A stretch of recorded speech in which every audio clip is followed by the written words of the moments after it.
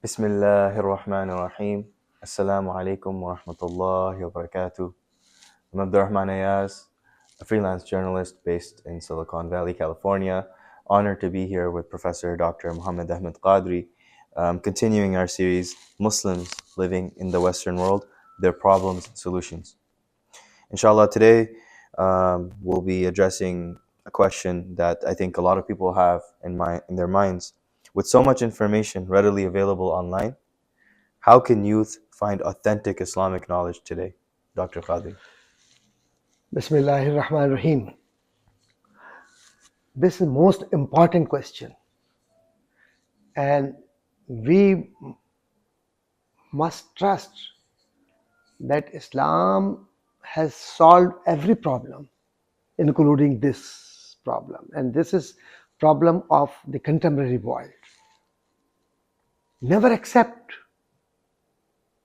anything without verification. This is basic principle of Islam. And we see what is happening, especially through social media. Everybody is putting so many things or incorporating their own thought, mentioning that Nauzubillah min zalik, this is hadith or this is part of tafsir or this is. So it may be self-explanatory wishes, but not Qur'an and Hadith. So following Qur'an and Hadith or Sharia, one should be very careful.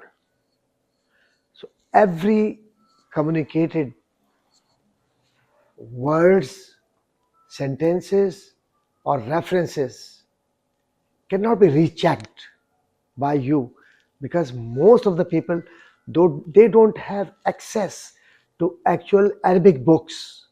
So the translation, yes, good, but cannot be trusted so much as we trust today. Or the knowledge through social media, again, is questionable to me and to every person who has some sense of understanding of Islam. They question. The same is that there are translations of Quran. People think that these translations have been done by Muslims. There are many translations today. Many translations. Yeah. They mislead. Not proper translation of Quran. So be careful about that. When you accept or reject hadith, you should understand the science of hadith, which is called usul al-hadith. When you accept any fatwa or injection, you should understand which kind of fatwa is this, and it can be checked or rechecked or assessed through usul al-fiqh, the basic assessment procedure. So ulama, the scholars, the classical scholars, traditional scholars, they created or introduced a very important, authentic assessment sciences for tafsir, hadith, and other stuff. So what will you do? First, you learn usul al-hadith. Then you accept and reject. You should learn usul al-tafsir. Then you study tafsir, explanation of Quran. Gain more knowledge. Unfortunately, we don't have direct access to these primary sources. So we are dependent on translations or to those scholars who are creation of social media. We trust them and we mislead ourselves. So for taking a single pills for headache, we are very much careful. We go to doctor And find the and best doctor would recommend what pills or tablet should be taken and which type of tests should be done for your headache. So for this small thing, you are very much careful. How come that you are not careful about your Islam, about your Iman? You try to find the Which- best doctor as well. We don't want to Exactly. just go to any No. doctor. So always be in contact with proper ulama, scholars, and trust those books which are authentic, not controversial, and the authenticity of such books or tafsir, explanations of Quran or hadith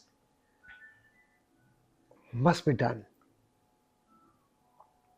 If you don't do it, then believe me, you may be misled, and you will be spoiling your iman.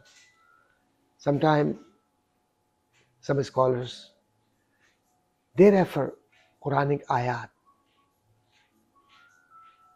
and they refer Quranic references against Muslims just for the sake of their own interest. So I would simply say that such interest articulated group among the scholars have been created deliberately to divide Muslim Ummah, to create fasad fil ard or anarchy in the society.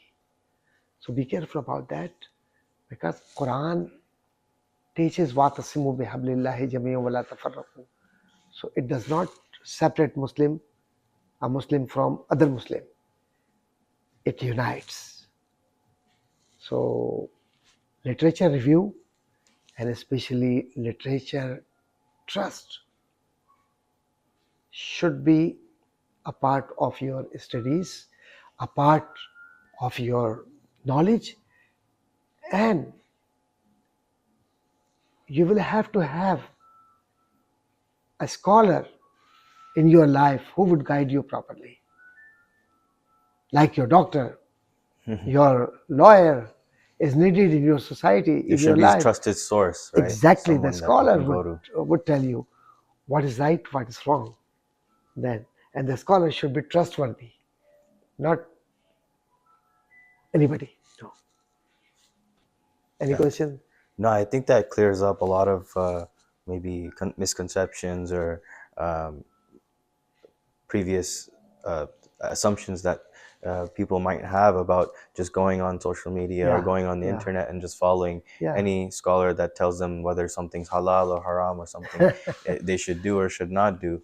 But I think the way you explained that there's many aspects to the way hadith, the sciences, usul hadith, usul tafsir, and the way you have to actually look into the information that you're getting, especially regarding our religion. Before getting it, you should be able to look back and confirm whether the information is actually trusted, and also you should have a scholar that you can go to and get information from. Thank Jazakallah, Dr. Qadri, Thank you again very for much. Jazakallah. giving your time and giving us such important insights in this day and age. Assalamu alaikum wa rahmatullahi wa barakatuh.